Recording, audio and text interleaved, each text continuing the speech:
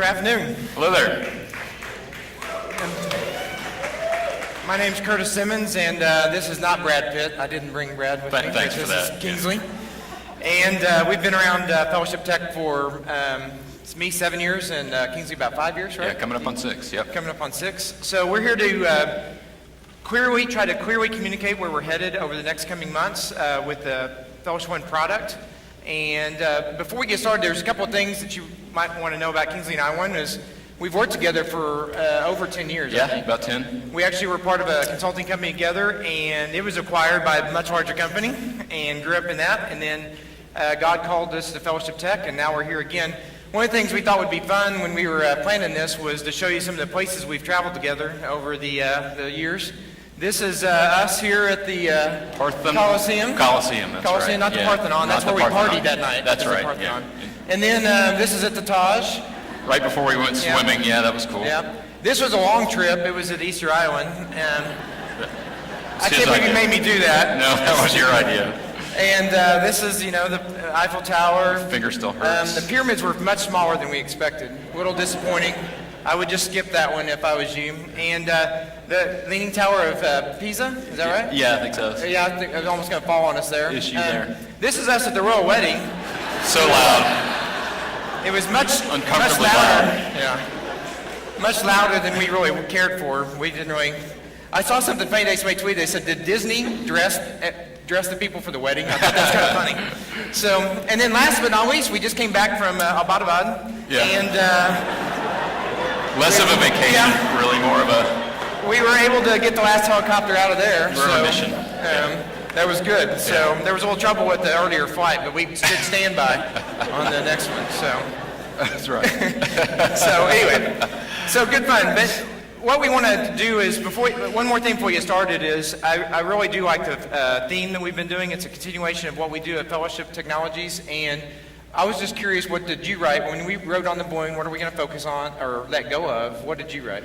I wrote multitasking because that's something that I think it's a myth, and you think you're getting a lot done, but you're really not. So I've got to stop doing that. It's a bad habit, and just start focusing on things. Have you ever read, there's a book called The Myth of Multitasking. Have you read that? I was trying to read it, but I was doing something else. So, yeah. Need to do that. Yeah. So, What about you? What'd you put on your balloon? well, actually, I wrote just the word technology, and I know it's weird as a technology company, but I don't know about you, but I get real distracted with, I'm trying to read a book on my iPad, and then I'll flip over. It's too easy to go check Twitter and Facebook. Same thing happens at work. You're trying to focus, and you hear a beep on the email, and you just go look at it. So I really just need to turn those things off and just focus on one thing at a time. Now, what about on the things you need to focus on? The thing, when we return to your job, what is that one thing? Not multitasking. Not multitasking? Doesn't work that way, does it? You're right. Yeah. I really want to work with my team on some more things. It's really easy to get sucked into doing your own tasks and, getting in your office. You got a lot of to-do stuff, but how we make things happen is through our team. We have a great team in product, and I want to be involved with them and engaged in that process. So I'm gonna ramp that up a bit. Okay. What about you? And for me, it was that, be still and know, right? It's just be still and listen. I really need to improve my quiet time, and I think that'll open up my eyes to where we need to, what I need to focus on, what are the things I need to do. So that's it for me. So, as we said, we're going to talk about the roadmap, and one of the things as we were trying to plan this talk is so many times you say a word, and communications is the most challenging thing because you may be interpreted to be something different. So I just thought we'd start by you giving us our definition, our company's definition of a roadmap, and what does that mean? Yeah, Curtis, the way we use roadmap is it's really a list of problems, pressing problems that we think that are facing our customers. And problems that we can do something about. So it's a list of all the things that where we think we can help in that area. If you draw the analogy to the road trip, it's where each project or each solution is kind of a destination on that road trip. And so it's got a kind of a short-term and a longer-term component to it. And the ones up front, the close ones, are the ones you're getting to quickly. And then the ones further down at the end of the road trip, you think you're going there, you're not exactly sure because things could change. So that's what it is. It's kind of a living document that we use. I like what you said. It's the things that we believe are important to them and a combination of where we need to take the product. So now, for sure, I've been a part of it 7 years, as you said, almost 6. And it's the toughest decision we make as the roadmap.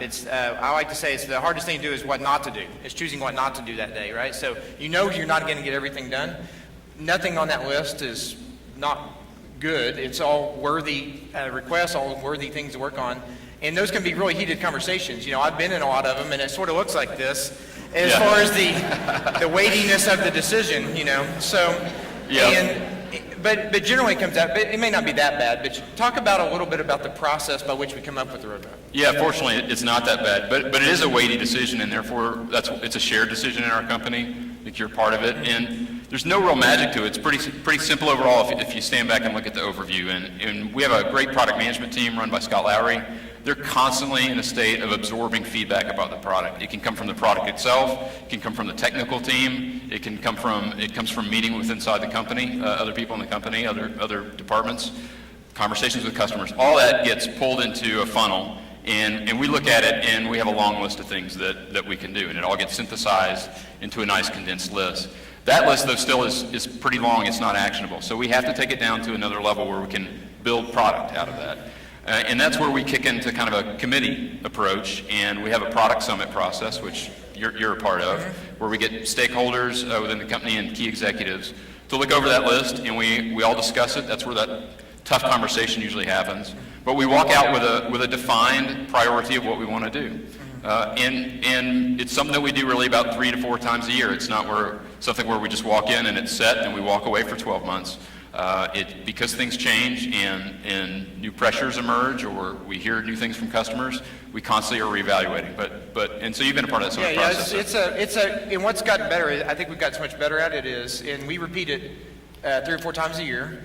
And so, but by the time your team brings it to us, and other executives, it's pretty set, and all we're doing is trying to adjust it based upon the resources, where we're at, and the priorities and the pressures we hear from both our customers and the marketplace. Exactly. So it's good stuff. Yeah. So taking that road trip analogy, when I'm taking a road trip with my kids, you know, when we're getting close, we know we're starting to count the mile markers, the milestones and stuff, and we have, as we're doing that, I think a perception is that once we release something, that you had just finished development and all of a sudden it's out there. But what are those things that are, as you complete a project, that is just, we're almost near completion, we're pretty certain of the date, what are those activities that are going on? Yeah, we really start counting down the kind of the 3 and 2 and 1 mile markers when we do development, as you know, in sprint cycles, or sprints in their development cycle. What's a sprint cycle? But sprints, you know, anywhere from a week to 3 weeks of development. And so we know going into a project about how many sprints we think it's going to take based on our velocity. So let's say we think it's going to take 5. Well, when we get to 4 and 5, then we know we're getting close.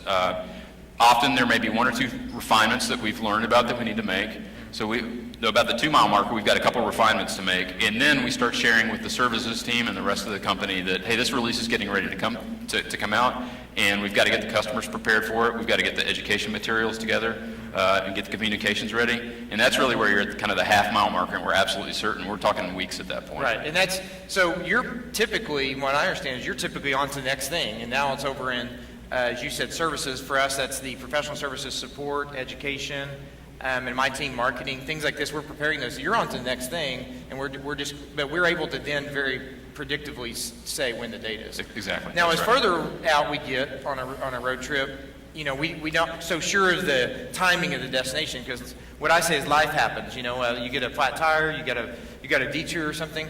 And so what are those, how does that analogy fit in development? Do you run into detours? Yeah, we run into those things, and they usually come either kind of an external form or an internal form. And so an example of an external one may be a minor compliance issue. So this is a real small one, but it's a pretty good example is an auditor was auditing a church, and they said, hey, we noticed that in Fellowship 1, in the list of countries, you have some sanctioned nations that the U.S. isn't allowed to do business with. So those have to be removed. So we take something like that, and that's not on the roadmap. You know, we didn't see that coming exactly. So we have to take time to do that. Other things, maybe if we find something, maybe something security-wise that we're not happy with, we're going to stop down and fix that right away. Performance, outgrow a particular feature or something? Yeah, and that's more example of an internal thing that we may see is we may have a piece of the software that is performing well at a certain level, but once we hit a kind of a tipping point with certain customers, the performance isn't where we thought it would be. Didn't see that coming, so we've got to adjust and make that performant and scalable, and that takes time away from the core projects that we're doing. All right, so assuming that, my assumption then, let's say in a perfect world, there's none of these. You go through periods of time where you have a lot of these, and then other times you have none of these. And so when there's no detours, no hiccups, no potholes, I'm assuming 100% of your time, 100% of your developer's time is the new product. Is that right? Sorry, I'm dreaming about 100% of our time on this product. Right. Yeah. That's awesome. No, I wish it was like that, and we try to get as close to that as possible. We went back and looked at 2010, and the reality is when you build product, it's kind of like planting a garden or a field, is everything that you create, you have to then care and you take care of. Right. So you got to water and feed it, and it requires monitoring and maintenance. And so that if your team isn't growing, that takes a larger percentage of your time. Right. So we look back, and about 30% of our time in 2010 was towards minor enhancements and fixes that I would call in that category. And then after that, you need to improve. You've got to get better. So we put about 10% of our time into improving our processes, better tools, things to make us faster. And that really left about 60% for the strategic projects, those things that you see when we talk about a roadmap document. Those are the big projects. Okay. Now, on that, how would you, I'm sure you're not satisfied. You want to do more than that. And so what are some things that you might view as accelerators? We've been talking inhibitors. Let's do the antithesis and talk about the accelerators. Yeah, so there's really about two things in that area. In that 10% that I was talking about where we can do improvement, that's a big place where you get velocity gains. Mm-hmm. So if you can find better development tools and processes that make you quicker. Mm-hmm. And then another one, honestly, is adding people. You don't want to add people when you don't have efficient processes because you're really just wasting. You're throwing people at a problem. Right. But we are in a position now where as we add people, they're effective very immediately. Right. Almost the first week that they're there, they're doing things that are within their capability based on their understanding. But adding staff and building the team is a key driver for that. Okay, so one of the things, let's talk about process, then one of the things I hear your team over the last 12 months they've been talking about is a phrase they call continuous delivery. Right. Can you explain what that means? Yeah, I love your pipeline. That's exactly what it is. It's a pipeline all the way from development to production, and it's the most important thing I think that we can do to improve our velocity and keep our quality very high. The idea of continuous delivery is really to deliver small pieces of product all the way up to production very frequently and very fast. And those small changes get you some rapid feedback cycle with customers. And there are companies today, not a whole lot of them, but there are companies that are doing continuous delivery because it's really kind of cutting edge in the development front. And they will release small changes every day. So a developer may check in a small change. It could be a fix or a minor enhancement. It will get automatically tested and escalated through their systems until it lands in production and is in the hands of the customer. And that's just a very rapid way to get good feedback. So a demonstrable thing I've seen is that we would try to do a deployment. We would say when we move the code from development environment to production, we would have to do, we'd call mock deployments, fake ones, but we would practice it so in the middle of the night we wouldn't be up all night. And you would have sometimes 5, 6, 7 people in there, maybe for a full day, and that's an expensive proposition where now I know that we've been able to push a button, after it's tested, it goes all the way through all those environments. Yeah, you're absolutely right about and that. then I don't know if you saw this even, this is new, but we have an internal Twitter tool now with Active, and I saw somebody comment yesterday, said just got a call, and they were actually talking about that process, and they were actually, here's a big company looking at a small company going, that was really impressive what we've been doing. So. Yeah, they're very interested in it. And a great byproduct of continuous delivery is not just getting product out the door fast or getting into the customer's hands fast. It's if you know at any point that a push of a button can take product from a machine in your dev environment all the way up to production, then you're going to have the quality high all the time. You're going to be production ready all the time. And you do that by driving inspection by the product team and heavy QA around every single thing that we do all the time. Right. And I know y'all want to see more product even faster, but this is going to enable us to do it. But I'm already starting to see, I hope they are too, the quality and stability of the product going out far better, and we're seeing that and getting that feedback. So now one other thing that you, before we leave this slide, that you speak about is a term that I had learned, which was deploying features dark. Right. What do you mean by that? Yeah, so sometimes you have two features, and they're kind of tied together at the roots in the code. And so if one of them's complete and one of them's half-baked, how do you roll both of those to production and not share the half-baked one? And it's simple in concept, you hide it.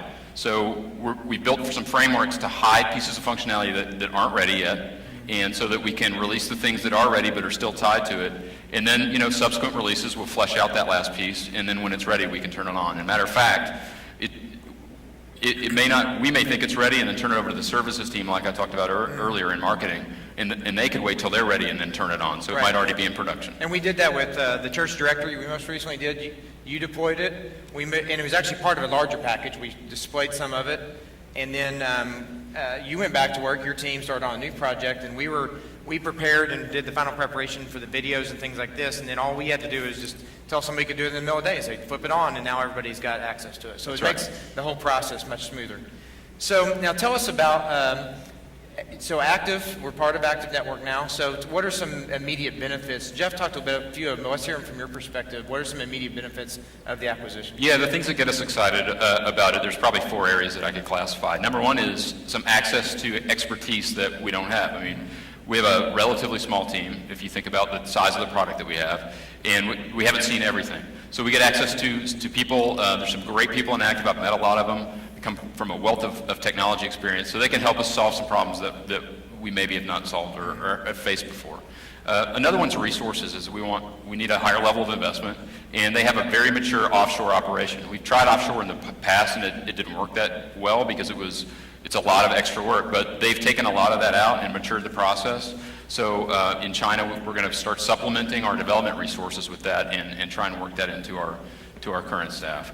Another one is kind of what I call back-end enterprise services that they build. So I'll give you 2 examples. One of them is email. We do a lot of email today, somewhere in the neighborhood of 6 million a month. And it's not something that we want to be experts at. What we want to be experts at are solving church problems, not email infrastructure. But all of their products, almost all of their products have to deal with email. So the idea is that they become specialists in that, and then we call their service and use that functionality. And you can say the same thing for some of the payment stuff, and there's some other services that we want to leverage, both that they have built already and ones that they're planning to build. Okay. And I think that's about it. All right. Yeah. That's good stuff. So, Oh, wait, there's one more thing. Okay. I remember what it was. all right.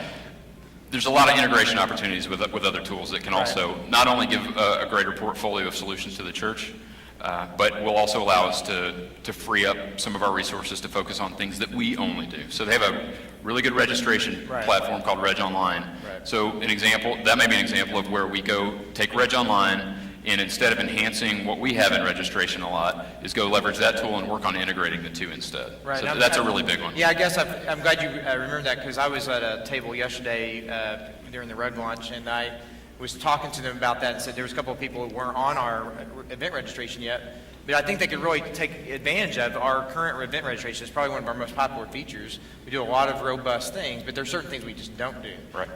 So if you run a conference and you want to have external churches registered, it's a little cumbersome how ours currently works, but that's where Reg Online excels. Exactly. And so we don't do that well, but they do that exceedingly well. Now we just need to, and we got to work with them to add that family awareness, because what's slick about ours is that we're family aware and then check-in aware, right? So I think that'll be a real promising thing. It's just one of many things. I know they do camps, facility management, all sorts of things. That's what's really exciting. So Exactly. all good stuff down the road. But let's talk about what in the immediate futures, what you all were wanting to hear about, I'm sure. So one of the things, I've been part of the roadmap process just prior to start talking about the actual product. What are these, we often set thematic elements, so what are these things that we're thinking about that we want to embed in every project going forward? Okay.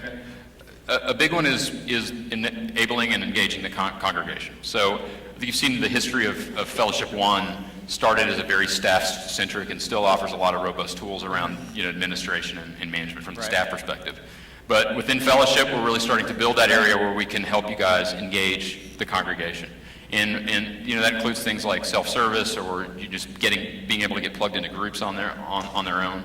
And I would also put it, there's another kind of theme within a theme there, and that's empowering the leaders to do some things. Right. So lay leadership and volunteers, and giving them the tools, so that what we don't want to hear is, hey, we need more granular security so that we can give this person access to Portal and they can't see everything that we see. The real answer is to go create a tool inside in Fellowship to accomplish that particular volunteer task and just give the information that they need to accomplish that. So that's a big theme that you'll see. Information's another big one. I've lumped reporting in here, but what we're trying to achieve with information and the things we're doing there is we don't want anyone to have to say, we want to kind of eliminate the sentence, I need to report that blank. So to stop that feel that we need to, the feeling that I need to go run a report, is by putting all the right information at the right place as you're doing tasks, or when you finish a process, that you have the reports right So there. just that you right need on to the run. screen. You don't have to go somewhere else doing this and then Yep. flip over, right? Just right on the screen. Just on rich demand. information, yeah, exactly. Multi-site is a big one. The thing about multi-site is you can't just drop a field called campus in the application and be done with it. Right. Multi-site really changes often what the information is that you're trying to get or what you're trying to accomplish when you're using the product. And so it really needs to be woven into the fabric of the application. So what you'll see are multi-site components as we rewrite new component or new pieces of the application and introduce new things. You'll see multi-sites starting to filter into that. It bubbles up, and again, it's not just a field. It's actually it's in the core, in the foundation. It really needs to be in the foundation. That's why you haven't seen it just sweep through and add a label. Right. But it needs to be in the core framework, and it may not manifest itself just as a field, but it may manifest itself in many other ways about how the contributions are tracked, all sorts of stuff. That's right, exactly. So talk about mobile. Yeah, mobile's huge. I mean, the number of mobile type devices are surpassing. They're kind of at a tipping point where PCs and desktop is going below that. So another key thing about mobile is we've offered a little bit of mobile access to the staff, but we really need to extend that mobile access into the congregation. So we envision a web-based apps that give you the ability to see both staff functionality and congregant functionality. But we're going to be looking at all new functionality from a mobile perspective and see what we need to add in that area. And I think one of the things we've been doing is sort of on the side is letting the developers, you'll hear companies doing this, a little bit of freedom on their off hours to explore new technologies, and that's what you saw with the DC-11 mobile app. Right. And it gives us learnings for the future. It doesn't necessarily mean we got a full-baked mobile framework yet, but it gives us some learnings to go forward. So. Yeah, and if I'd say there's one thing that the guys on the team from the dev perspective want to do, it's mobile. They want to work on that All kind right, of stuff. what is an API first before you Yeah. tell us so? Yeah, application programming interface, and it's really just a way to exchange information with Fellowship One. So it opens up opportunities for partners and other developers to create solutions that we don't have time to do, some niche solutions, and the ability to exchange information. And it's really a way to extend the product without taking some of that 60% that we have for strategic projects. Right. I like to say it extends the power of Fellowship One because we just won't be able to do everything. And so we're going to speak to where we're headed, what's been recently released with the API, but allowing other partners to do that. So if you go into the portal today and you'll see under administration, if you're an administrator, and you'll see this app listing, we have about 6-7 apps there, but we want to see that have 40, 50, 100 apps there, have a network of apps around that to connect to it. So Exactly right. and we're starting to consume more and more. It's part of every project, right? So we're consuming them. Yeah, and building them. yeah. So- When we build some F1 functionality, we use our own API, and that way we know whether it works or not when we're releasing it. So what do you mean by experience? Yeah, that's kind of an all-encompassing term. It does mean user experience and UI and workflow, but it also means making sure that we're refining the understanding of who's using the products at a given time. So when a finance person is doing some finance stuff, that we're giving that finance person views that they need that make sense. So, auditing, the ability to see how records changed and who changed them. So just being really targeting more tailored experiences towards what your role is. Okay, good. All right, so one of the things my kids say is when we've arrived, we're here. So one thing we just rolled out this week was some things around the API, and we had done Giving API about a month or two ago. Yeah. So that gives access for everybody to post transactions. So there's Secure Giving Kiosk and them can have a more tightly coupled integration in other giving applications. And it's just simply to post a contribution. In fact, it's not to necessarily process Not to process a transaction. payment, but yeah. But we also released the Groups and Events API this week. Yeah, so that was a big win. Groups, you can't create groups, but you can add people to groups and put candidates into the workflow and so forth, so prospects for that.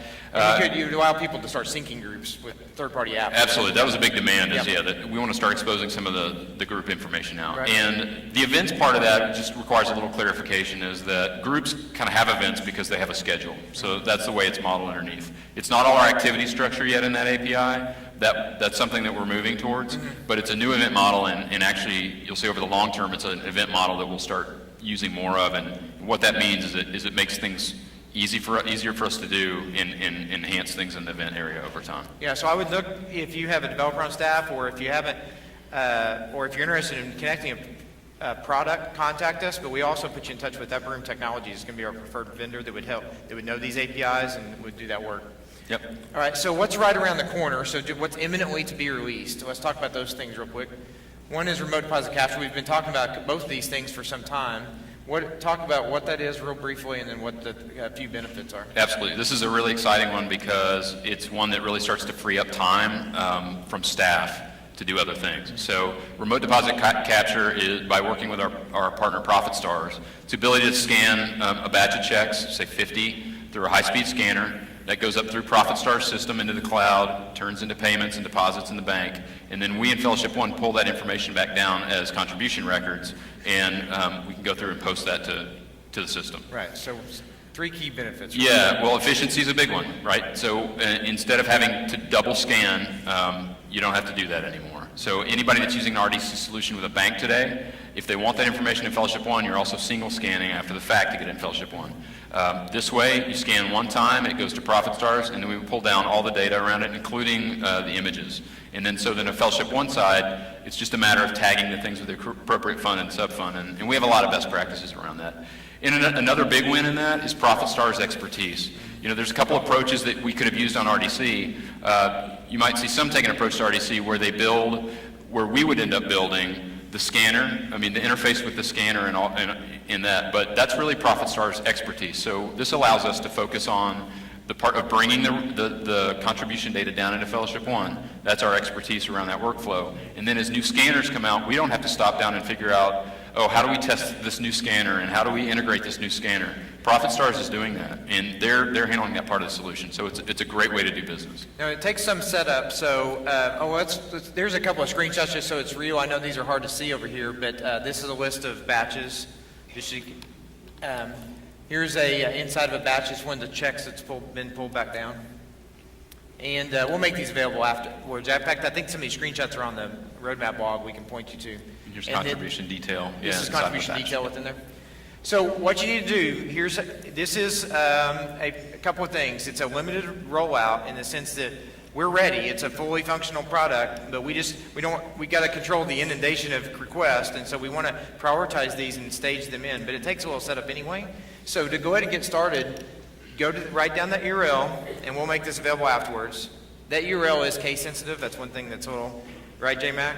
Case sensitive. So, so all caps at the end there. And get on the list. We'll contact you sometime before the end of the month or 1st of June, and we'll start working with you to walk you through the prerequisites, because you do need a scanner, you need some information from ProfitStars. And it is for Premier customers. So if you're not on Premier Edition, come talk to us about that. But we're excited about being able to make that available. Okay? If you haven't got it down, I'll get you the URL after the session. So ad hoc reporting is something we've been talking about some time. It's not the end-all be-all, meaning to us, reporting solutions, there's many, it's a gambit of 7 to 8 different things.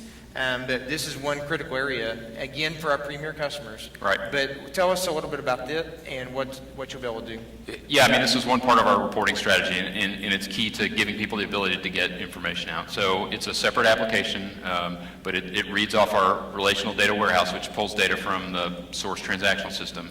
And its ability to... How often is that? How real time is that? Right now, I think it's about an hour, but we'll be speeding that up over time. Okay. You know, but for now, that's probably about right for the kind of reporting that you might be doing out of this kind of thing. Okay, because you're looking more statistical trend reporting and something like that. Yeah, exactly. So it's the ability to create some custom reports and queries, and also to take some that we've already put out there and change them and modify them. So give you a good starting point. Right. So talk about some of the benefits. Yeah, absolutely. I mean, one is flexibility. It's the idea of not having to call to ask for a report when you want to try and get some data out, and to do it in many different ways, and to be able to control the output. And so I mentioned the customizer build. And one model that we're trying to support with this is having kind of a report expert or report experts on staff. So there may be that 1 or 2 people on staff that are great at this tool, that it really just, it resonates with them. Then that person can build extracts and reports and then share them out. Right. And so similarly, we want you to, well, again, I almost skipped over the screenshots again, but this is the list of reports here, but more interestingly, here is the screen where you start building out the definition of the reports. And this is just an example of some of the output types that you can pull out of the reports. And so similarly, we're going to do a limited rollout. This is fully ready. We have, in both instances, both remote deposit capture and ad hoc, we have active customers running this solution. And you can get on the list here, and we're actually going to ask you to go through some training to get going on this because it requires a knowledge of SQL. This is an advanced reporting tool. So, and then we're going to start filling these gaps between, a report library and complete custom reporting, and we'll start filling the gap with other solutions. But if this is in high demand for you, I think you're going to really like this tool. Okay, and that is case sensitive again, so capital R, but all lowercase at the end there. Okay. All right, I'm sure we're running along here, so we'll be there soon. This is what I keep telling my kids it's been a 9-hour drive. We'll be there soon. So let's talk about. So those things were an immediate release. Just staging recap of our customers here. Those were immediate. They're ready. They're ready to roll. So we're already working on some of these next things we're going to show, and they're coming soon. So one of them is Online Giving 2.0. Yeah, Online Giving 2.0, that's one we're real excited about because it's really, we're taking the stuff that's in WebLink and we're repurposing it, putting it in Fellowship, and it's going to be a much better experience. It's the online giving the way we've always wanted to do it. And I hear some applause, a smattering of applause. Come on. Let me hear from you. Yeah, 2005 called, they want WebLink back, so we're going to give it back. And another great thing about that is, and the key to replacing WebLink is, if we know we're going to get rid of WebLink, we can't do a lot of enhancement. It just doesn't make sense to do enhancement over there. So we need to move it over in Fellowship and then start making enhancements. And that's the first enhancement that you're going to see is around split giving. So the ability to split across funds in a single schedule. So that saves money too. So what you can do is they'll say within a single deal where I want to allocate the money, and we'll process a single transaction on your back end, and then we'll split it for reporting on the. That's right. For you. So, and one other thing that's not on the list is it'll be a better way to get your statement because we're actually going to do PDF statements instead of the HTML, CSS, and so the formatting will be a lot nicer and more specific. Unrelated to this, but I've met some people that did not do online giving statement or your giving statements online this year. I can get you in touch with any number of churches that just save thousands of dollars on printing. And is that right, Scott? Yeah, it was saved a ton of money. Right. And I think one saved something like $60,000, one of our mega churches, this past year by sending their congregation even through the old interface, and this will be even better. So here's some screenshots just to make sure we're holding true to form. It's real. This is real. The screen designs are done, and we're starting to wire it up. And you'll see that sort of familiar wizard interface. And again, we have to lay a foundation first, then we'll come back around. So there are some enhancements to this, but it's not everything, every customer request. But in fact, we're going to talk about some more in a minute. Exactly. And here's another screen. And lastly, here's sort of the giving history. So very good. All right, group attendance. Wow. I even had Twitter about this. I was like, 2 more hours. So that's the kind of feedback that we put into the roadmap that I was talking about earlier. Yeah. Right. I know it's been coming for some time, but again, challenges as far as making sure we do it right from now on and get it right, nearly right the first time. So talk about the benefits of this. Yeah, obviously a core metric. Giving is a big driver of the church, and it's an important metric, but attendance is too, and we understand that. And that's where this comes in. And with the experiences that we're putting in Fellowship, it's a much more rich, information-rich experience. So you're going to get to see some trending. You're going to drill down and see exactly what's going on, at an aggregate level and then down in the detailed group. And then, of course, there'll be email reminders for groups that need to take attendance. Yeah. I like that. Right. Got to remind people, hey, did you take your attendance? And so that'll be the beginning of that. And I think that'll really put our group solution where we need it to be. Right. Yeah. Here's some screenshots of that, the group attendance. This is where you're selecting a schedule. And again, when we talk about something like group attendance, this is both from the portal side. When it rolls out, there's views from the portal side. There's views from the in-fellowship side for the lay leaders. Here's one where you're tracking attendance. But I like this new percentage side on that. You see the percentage graph on the far right? Yeah, so that's a matrix kind of across weeks with some percentages on the right. Yeah. And then you see you'll be able to chart it as a trend as well. So really some nice features coming out when this rolls out. So yep. So we've already got ad hoc and RDC in the bag. Yep. We're working on online giving and working on this. So yep. These are the two biggest priorities yep, right now. It's right up behind online giving, right? Awesome. Yep. All All right, volunteer forms, I know ahead of time, I'm not going to try to steal your thunder, but I know it's a little bit of a repetitious theme through this. We're trying to replace WebLink, right? Yes. So we're moving it slowly forward, so this is the next piece. So these are some things that will be coming next. Yeah, so pretty much anytime you're talking about replacing a piece of functionality in WebLink, you're talking about moving it in Fellowship, and you're talking about a much better experience. I mean, every single time, so that you're going to get that here. Compliance, there's a lot of different state requirements about how volunteer forms, the information that you need to provide to volunteers, especially around background checks. And this is an opportunity for us to make sure we're up to date across all that and give the flexibility we need on a state-by-state basis, so that's part of it. And then another great thing about InFellowship is you can link into specific pages in InFellowship, and we're going to really leverage that, so linkable opportunities, the ability to say, email somebody, here's an opportunity, just click this and you can fill out the opportunity and be done with it. It's like you email it, it links right in, you're one and done. You're Yes. in and done, you don't have to go through all the Find it finding of and all that everything. stuff, right, Awesome. exactly. Yeah. So on the horizon, so a little further out, so these are fairly predictable, but a little further out, less predictable, but what's coming up next is, and again, online giving. Yeah, so you talked about building a foundation and then building on top of that with additional enhancements. So Right. this is a really cool thing, we think, is online giving experience is the ability to kind of give some friendly names to things that you're going to give to. So fund and sub-fund make perfect sense inside the church, right? We understand what that is, especially in the finance group.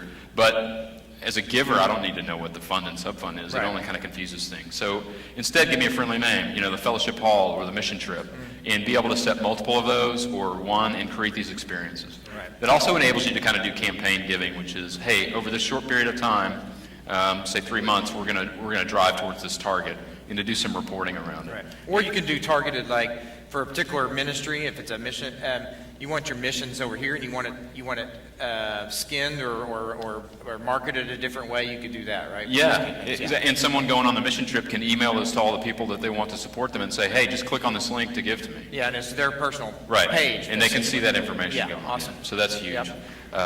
And then explain, Hook mentioned this in the keynote, Hook Give Anywhere. Explain that real quick. Yeah, that's a really cool concept too. That's the ability to take, say, a button or a link and put it somewhere else in a website that goes back to Fellowship One really underneath the covers, and you can give through that. So the point really is to put that in places where on a website, maybe where you have a sermon, and get some data with that says, all right, where did this come from? What page were they on when they gave?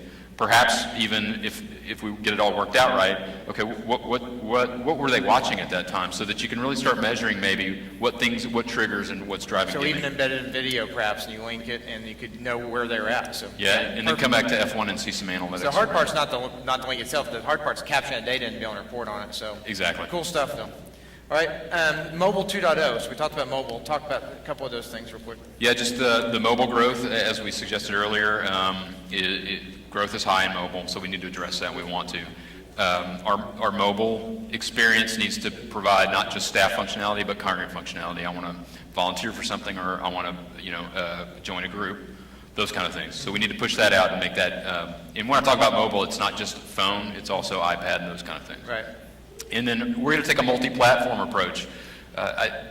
To us, it's too expensive at the moment to say we're going to go build native apps for Android and for iPhone and everything else. Instead, we're going to really leverage web standards, which is HTML5 and CSS3, which all that means is that you can have some really rich experiences inside normal mobile web. And that way we cover all devices in kind of, one pass. And that's what the DC-11 mobile app was similar to that. Exactly. I can use it on any phone. Right, and that just speeds up our ability to deliver that functionality. Right, okay. So that's why we do that. So are we there yet? This is one, I don't even get out of my garage, my kids are already going, are we there yet? And these are things that I know you're thinking, maybe this is the next thing we haven't listed on the deal, but these are our priorities. Now, the next set are the next set of priorities. I kind of grouped them in these groups, but I know they've got questions about these. The first one is report library. We talked about this current set of reports, we talked about ad hoc, but we got some stuff in the middle we want to work on. Talk about this real quick. Yeah, we think one of the biggest challenges with reporting is not necessarily the ability to write your own, although that's a piece of the challenge. It's also, we have great reports out there and you can't find them, right? Or you can't find the right one. So we're going to take report library and put it back into Portal, and we've already designed out a much better experience. One of the keyest things that's kind of foundational too, one of the key things it allows us to do is the ability to run a report, and then you can go and work on something else, and then be alerted when that report is done. And that also kind of works that gives you a framework, honestly, for a lot of things. So when we can schedule reports, that you'll know they ran and you can go get them. Right. Whereas we have other alerts and notifications inside the system that gives us a place to do that. But real specifically around reports, a great thing that I think that would be powerful is the idea of church reports. So you may have someone on staff, kind of a report guru, a report admin, that is going to be the curator for reports. And they're going to go in and see all the reports that Fellowship One has, right? But what they're going to say is, all right, we're going to identify 70 or 50 reports that we want to use in the church. These are our standard set of reports. So that when the rest of the users of the staff gets on there, that's all they see. Yeah, so when they they're not search, so overwhelmed. right, so you get, instead of 75 pages of results, you get 3. And we're going to really beef up search with that. Better search results, better keywords and so forth, and then some additional information, better samples of the report, a picture of the report when you're looking for it, and even some information on which ones are most popular. So some things that will really drive you in the right direction. Okay. And then web link registrations, just real quick on this one because pretty straightforward. Yeah, that one we're going to take it out of WebLink and we're going to improve it and we're going to put it in Fellowship. Yeah, it's a step towards that. So now, not a lot of changes initially planned on this, just a reskin over into in Fellowship. But this is where we can start making some decisions about what are we going to do next as far as Reg Online, things like this from Active. Yeah, and it sets us up for that. You're Yep. right. Mm-hmm. And then Fellowship One in the table. I saw the table was one of the crowded sessions. So got the fan group back there. Yeah, I see And that. So we've already got initial integration of people synchronization, the profile synchronization. And what we're going to do next, my understanding is we're starting making it instead of a third-class citizen, essentially, instead of like one of these other apps that's just listed as App Store, we're going to start really making it a first-class citizen. Yeah, and love the table project, love the team. They're very philosophically aligned with us on development, so it's been a great fit, and love their energy and their mission. And so, yeah, we're going for deeper integration. I mean, the next obvious thing is groups. So if you're doing groups over here in Fellowship and you're doing groups in the table, let's synchronize those to some degree, and let's start tightening the seams a little bit between the products.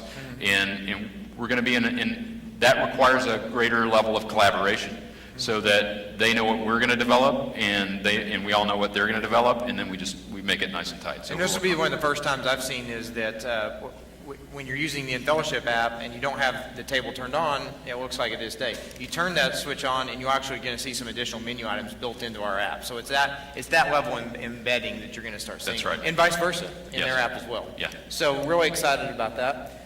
Activity 2.0, everything's 2.0. Maybe we'll have 3.0 next year. Sure, but Activity 2.0, just explain what we mean by that.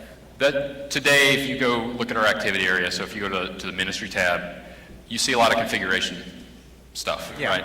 Doesn't give you a lot of information about what's going on. No, you land there and it's just set up. Right. So what you need to see is information about attendance, planned attendance, what attendance happened, list of events, timing, and all that kind of stuff. So that's where we're driving with that. Another key benefit there is if you don't set up activities every day, it's easy to forget what all the bells and whistles do. Every switch, what's going to happen. So it's really making the experience much better so that you can walk through, and if you haven't been there in a while, it's clear that if you do this, it's going to affect the check-in experience. Or if you want to do this if you want it to be this kind of activity, this is what you do. Right. And this is probably one of the most foundational things. It cuts right through the core of the product, and it sets us up for some really fantastic things that are beyond the edge of this roadmap. Right. So I think we'll like that because I know that like the women's ministry's always got something going on over a week. They tend to know how to do those, but the men's ministry, we're bad. Yeah. We have a fishing trip every year, a golf Right. trip. You get in there to set up and you're like, how do I even begin? So we need a wizard. It's actually one of the higher ticket generator things. 'Cause Correct. It's confusing. It'll be a really win-win for both in this sense for us as well. Right.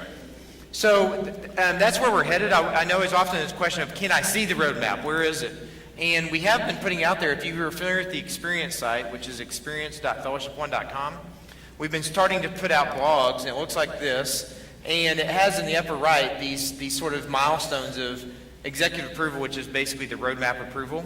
And then it has, as Kingsley's team is beginning to define it, doing the screen design, things like this, we'll update that, development, and when it's complete, and then ready and then staged for release. Now what's important that you need to know is this gives you screenshots, but it also a dialogue with us. So down below is the ability to comment.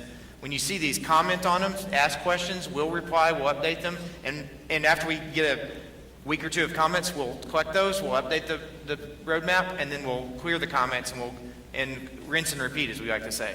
And so now we're going to be moving these things to a new support site. So the Experience site's going away, and it's going to be moved to fellowshipone.com/support. Should be fairly seamless for you. Most of the content's going over there, your login's going over.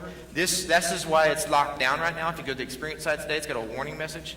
It's really imminent. It's like a week away. And this is what's nice about this is it gives you a one-stop shop. So if you're a Mac user and you do a search, it comes back and says, oh, we found 2 videos and 2 files and 2 emails. That's what you're going to see here, because a lot of times you'll look at the help file and you're completely unaware there's all this other resources available to you. So all of it's moving over here, but a very similar interface to find the roadmap blogs. If you click on F1 blog, one of the categories will be roadmap, and you'll be able to see it there. All right? So that's it for what we were going to present this morning. I hope you enjoyed it. Yeah, thank you very much. Thank you. Enjoyed it.